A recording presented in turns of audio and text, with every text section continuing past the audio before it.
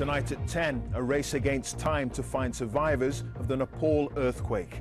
More than 4,000 people are now thought to have died. This is the moment one man was pulled from the rubble by rescue teams. We've travelled with the Indian Air Force to one of the worst affected areas. These are some of the most remote communities in Nepal, right up on the border with China, right at the epicenter of the second earthquake. At least 200 climbers are rescued from around Mount Everest. Others are still trapped. All our tents were gone, and then people were pushed. Like the guy who stood in front of me was now 30 feet over there, and we were missing one person.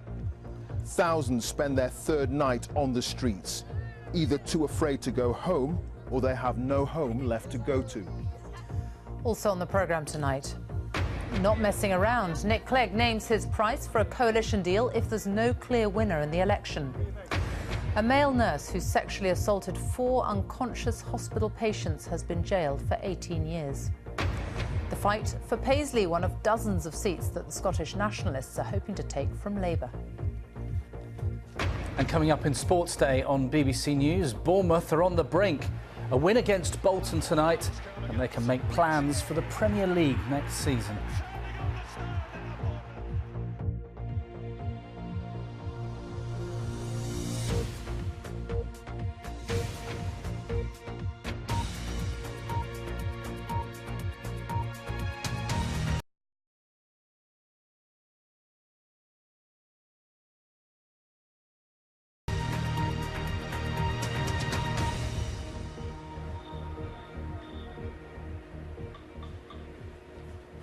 Good evening from Kathmandu here in Nepal, a country still struggling after that devastating earthquake on Saturday. It's now believed more than 4,000 people have lost their lives.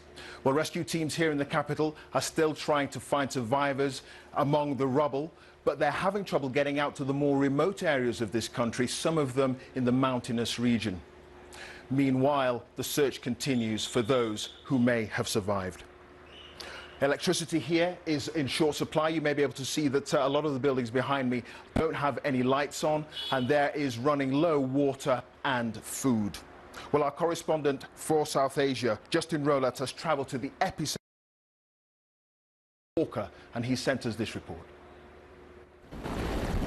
2 days into this disaster, and a huge rescue operation is underway. We're on the first flight into one of the most remote regions of Nepal. The geological forces that are raising up the Himalayas have wreaked a terrible destruction here. These are some of the most remote communities in Nepal, right up on the border with China, right at the epicenter of the second earthquake, the one that hit yesterday. Isolated communities like this are the least able to cope. We are starving and have nothing. Some of our villages have no water.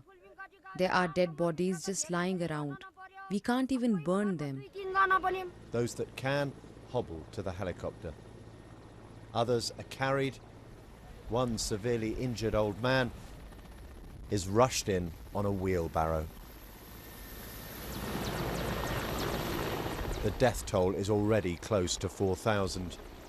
As the rescue effort pushes out into these remote communities, it will only rise.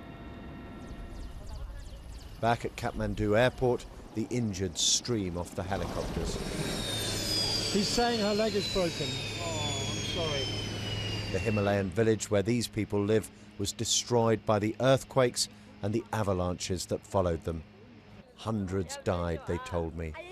Among the dead were Western tourists. 2 planes died, and one Sherpa and two porter for carrying the stuff. They all died on the mountain. And total 5. I'm now getting emotional. Yeah. You just hang on. You just hang on. Oh, anyway, I'm glad I survived. As night falls, the rescue stops, but the helicopters will be back in the mountains in the morning. Justin Rolat, BBC News, Kathmandu. Well, thousands of people are now spending their third night out in the open air in tents, sleeping on the streets, afraid to go back to their homes, or frankly without homes to go back to because they've been destroyed in the quake. The international aid effort is gathering speed here, and the government has made it clear that it needs everything from blankets to helicopters, and the UK has pledged £5 million in aid. Well, I've been speaking to some of the people here in Kathmandu as they try to come to terms with the after effects of the quake. The convulsions lasted a minute, maybe two. 120 seconds, that's transformed the landscape. For the search teams, it's been another grueling day. Slowly the rubble is yielding up the dead. But hope is alive too. A Turkish rescue team reached him in the nick of time. And there are others who might live, though the hospitals of this impoverished nation have been swollen to bursting point. Salina Dahal is 8 and was playing at home when the earth began to shake.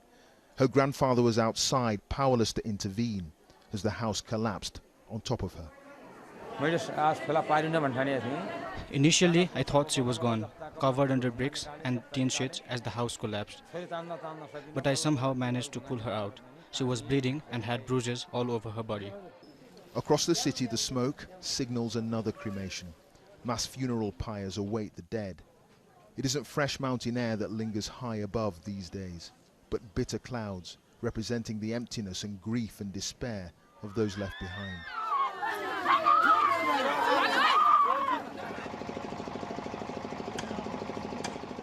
The work of the rescuers goes on into the night as the first fires are lit in Tent City. But there's a sense here among those too afraid to go back to their homes that the government could do more to help them, to feed them. 2 packets of noodle, but I don't know which is the government. Is it government or non-government organizations that is providing the noodles? But I don't know. But that's all you're getting, 2 packets of noodles? 2 packets of noodle. For each individual? Yeah, each individual, that's it. And are you getting water? No, we are not getting water. And of course, none of these people have any idea how long they're going to have to live like this, in a tent with their belongings in plastic bags. Aftershocks continue to rattle this area. The safest place to be in this country at the moment is outside. So it's another night beneath the stars, safe for now. Well, on Mount Everest, it's thought that at least 18 climbers are known to have died, killed by avalanches triggered by the earthquake. More than 200 survivors have been airlifted off the mountain and are now receiving treatment. Caroline Hawley, our correspondent, now reports on the scramble to safety from the highest peak. Lives lost, belongings flung around the mountainside, and now dramatic stories of survival. This is where climbers were swept away in their tents and where others had the narrowest of escapes. Today, the focus of rescuers was on saving those still stranded above base camp. 70 some odd people are trapped up above the icefall. The job of these 3 pilots is to extract as many of them as they can in the time they've got. As you can see behind me, there's clouds coming in, bad weather's on its way, high winds are coming in from the Tibetan Plateau. This was already one of the most dangerous spots on Everest. The climbers at Camp 2 and lower down at Camp 1 were stuck because ladders and equipment to help them get down across the glacier known as the Khumbu Icefall were swept away by the avalanche, giving them no way to get back to base camp. Survivors say it sent rocks the size of cars crashing down the slopes, and more avalanches were set off by the aftershocks. The ground is shaking. This is the moment the earthquake actually struck, and high in the Himalayas they see the avalanche coming straight at them. Whoa, whoa. They start to try to outrun the vast wall of snow and ice.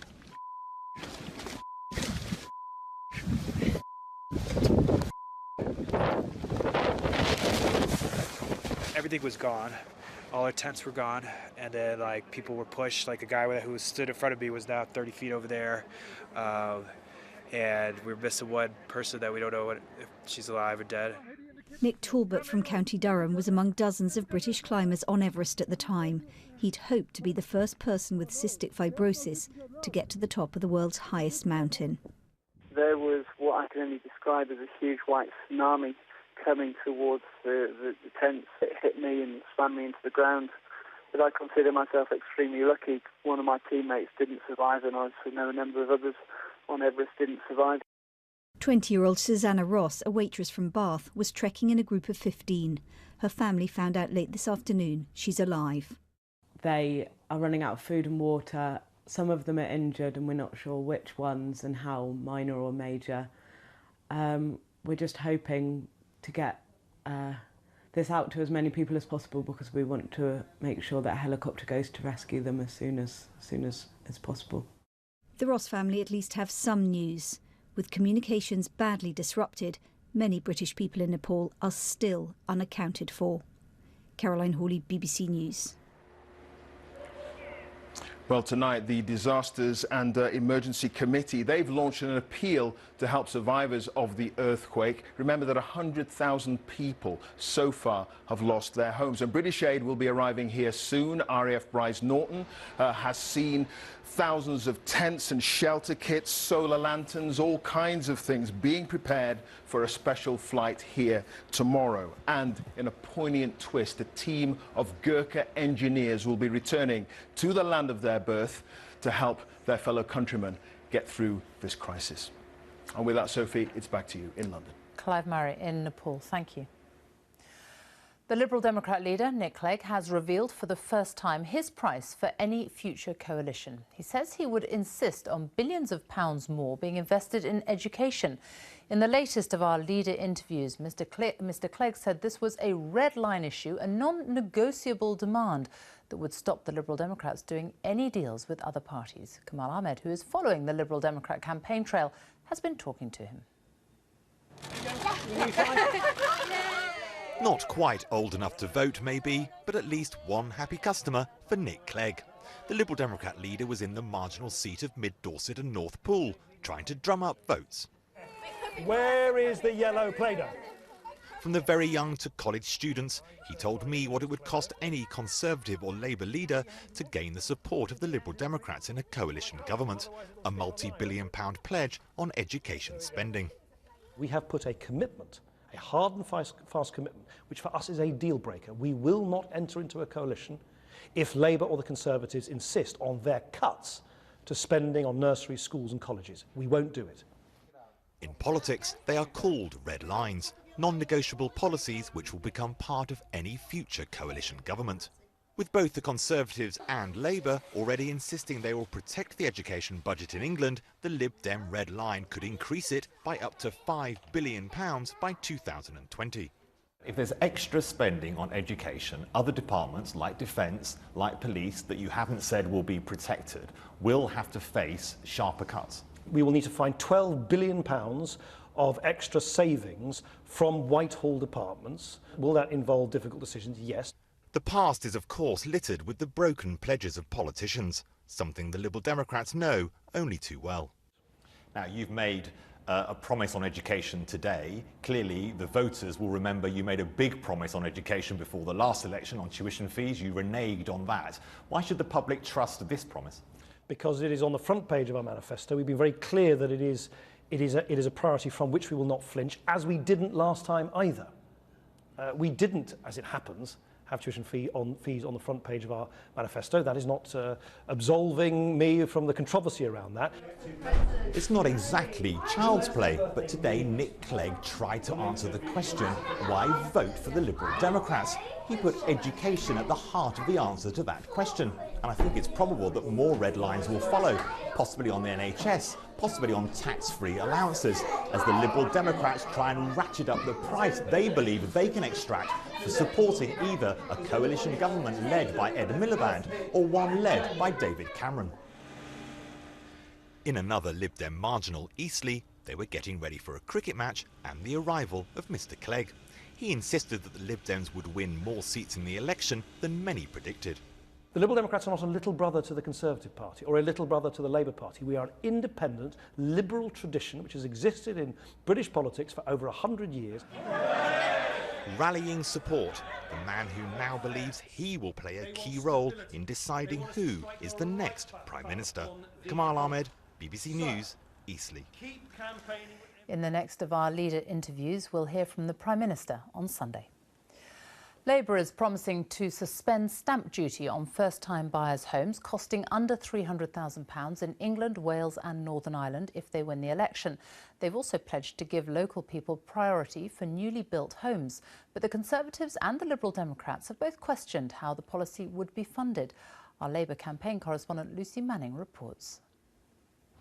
An election offer to those who want homes in the hope of building a majority.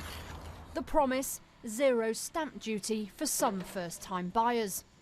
Just around the corner from this new development in Bedford, Ryan Gray is saving to buy his first home. Looks like a nice kind of family home. I think it's a really, really good step. I think if you're paying less tax, particularly on property, is always a good thing. I imagine it will benefit me. I have concerns in whether it's going to just increase the level of house prices in general.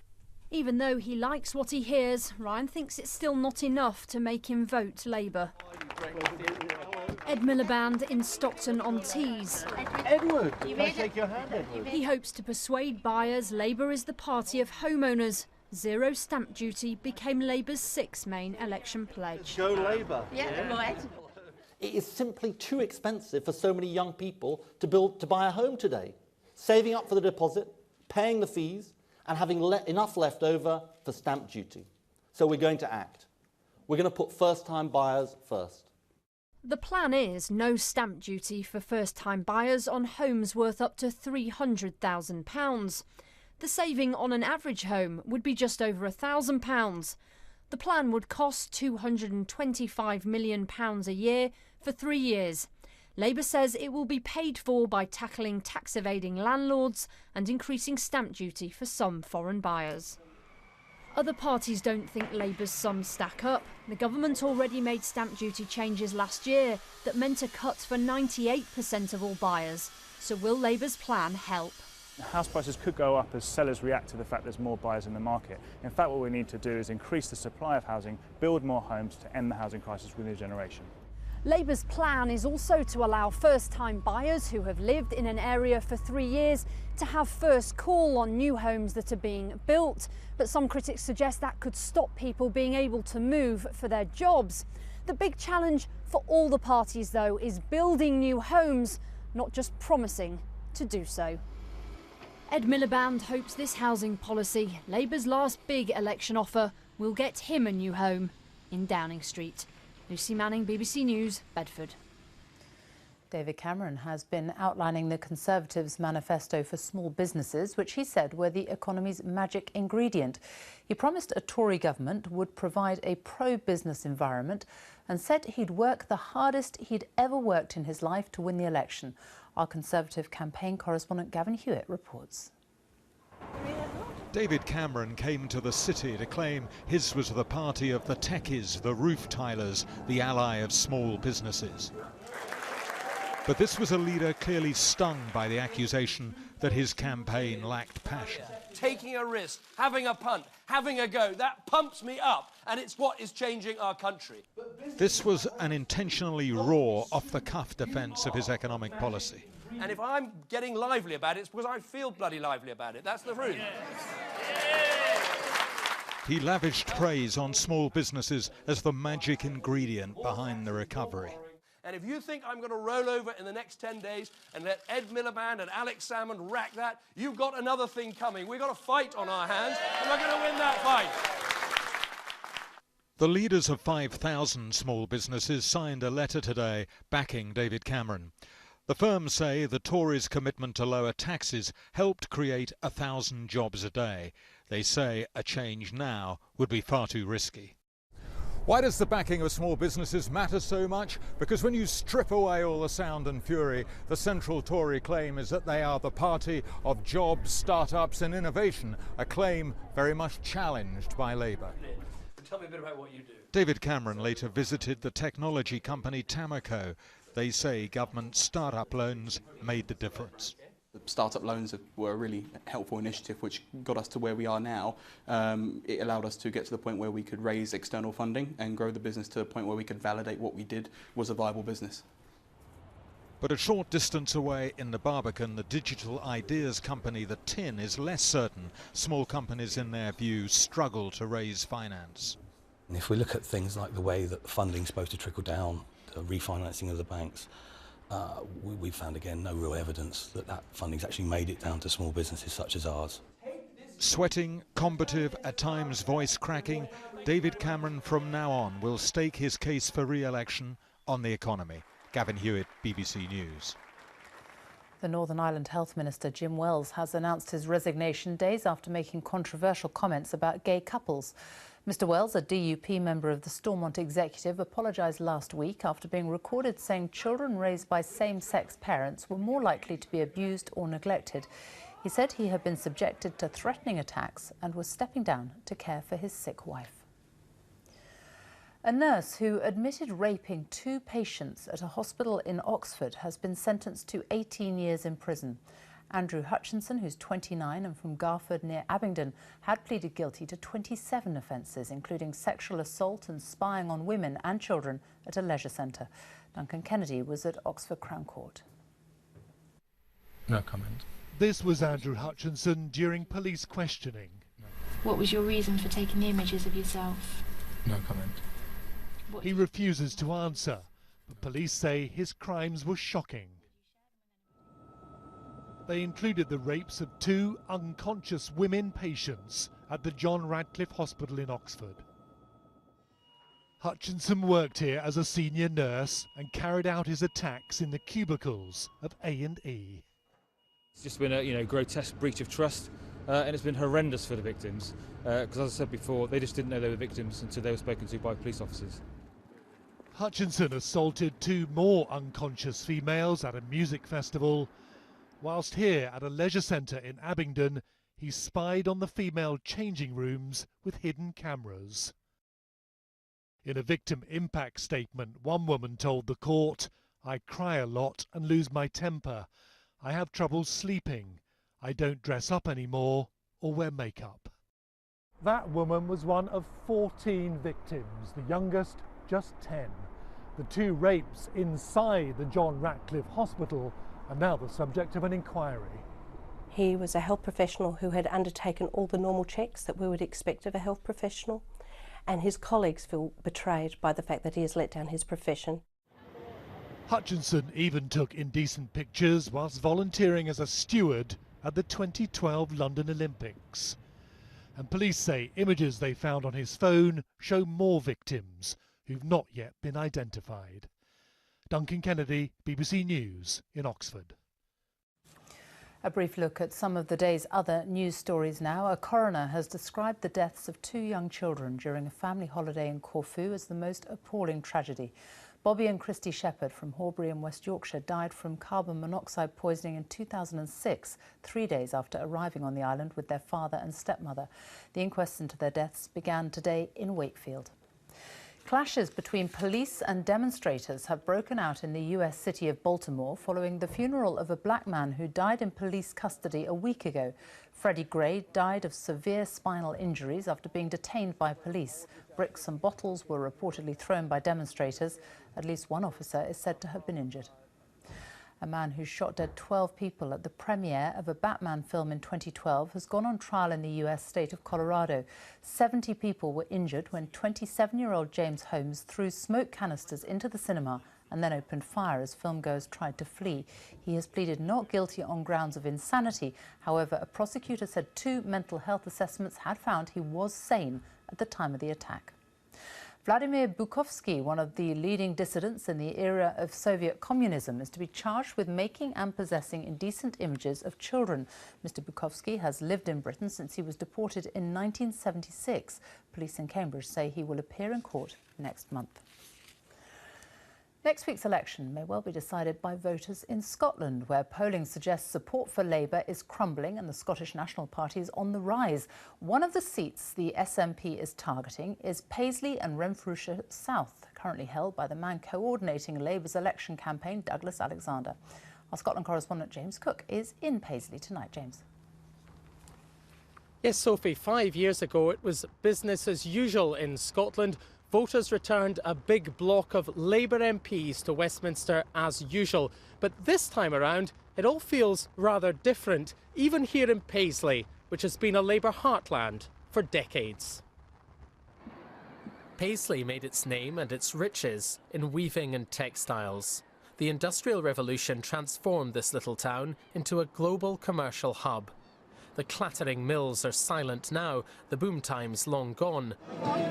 But the streets are alive with chatter about politics. A week on Friday, Douglas Alexander could be Foreign Secretary or on the dole. He's defending a majority of nearly 17,000, but polls suggest his balloon is about to burst. The polls have been tough for Scottish Labour for some time, but I take a rather old-fashioned view. Let the people decide. Are you genuinely not worried? I've built support in this constituency over many years. It's where I come from, it's the community I know best.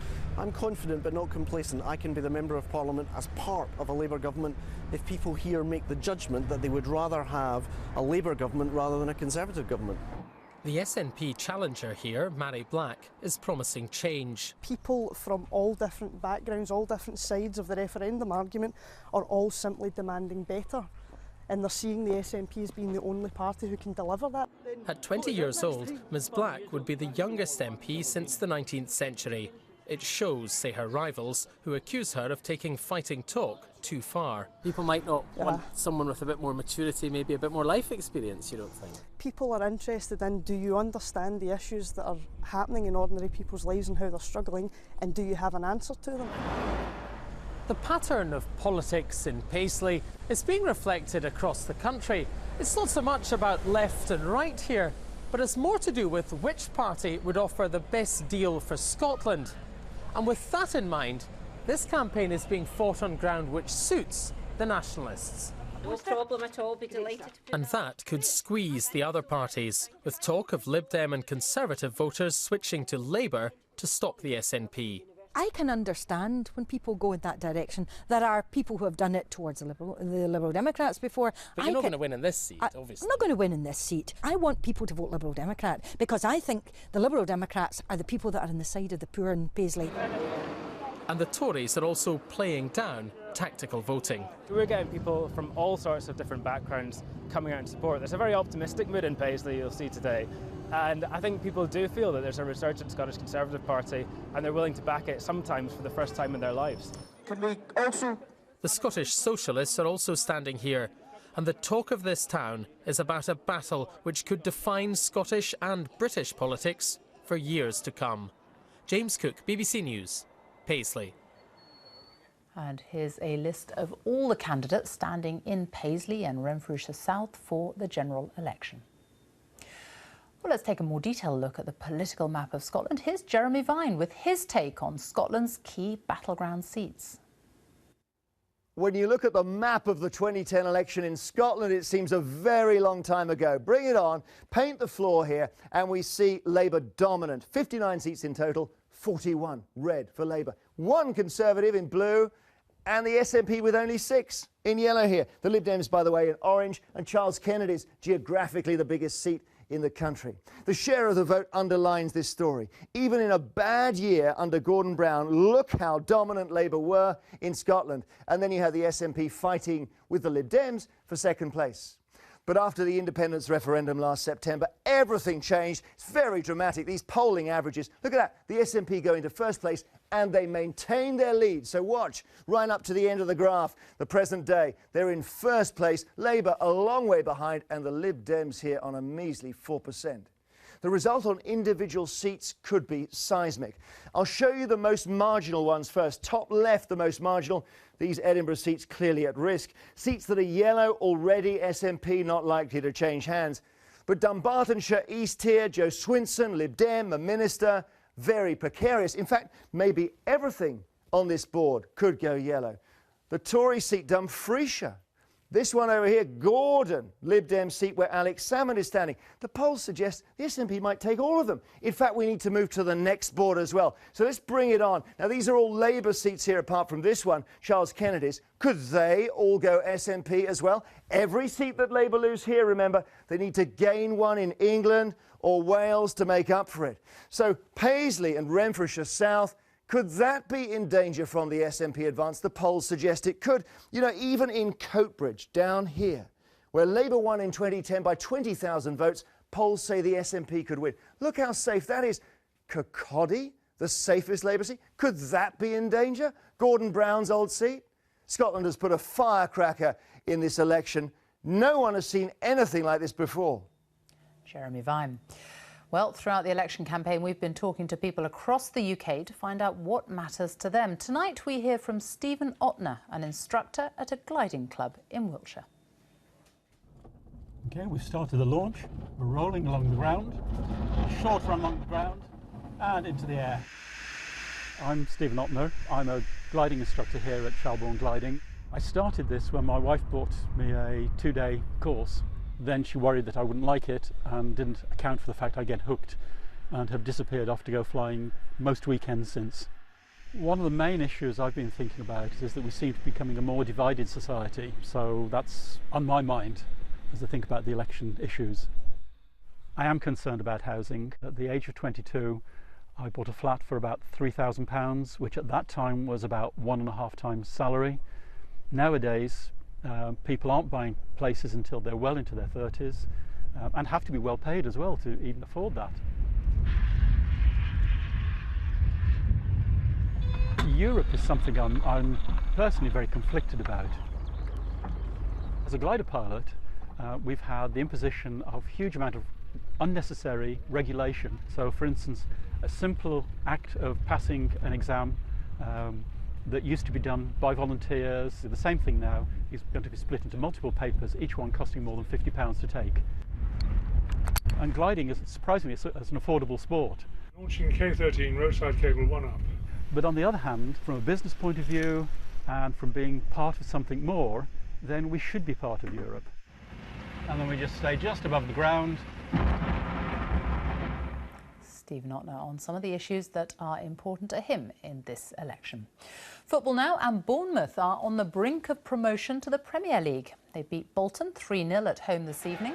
The result leaves them 3 points clear of third-place Middlesbrough going into the final game of the season, and with a 19-goal advantage, they're all but certain to be promoted to the top flight of English football for the very first time. Newsnight is on BBC Two. Here's Kirsty Walk with a quick preview. Tonight, an exclusive interview with two of the girls kidnapped, raped and incarcerated for a decade in a house in Cleveland, Ohio. Amanda Berry and Gina De Jesus talk about their ordeal, their survival and their escape. Join me on BBC Two. That's Newsnight. Here on BBC One, it's time for the news where you are. Good night.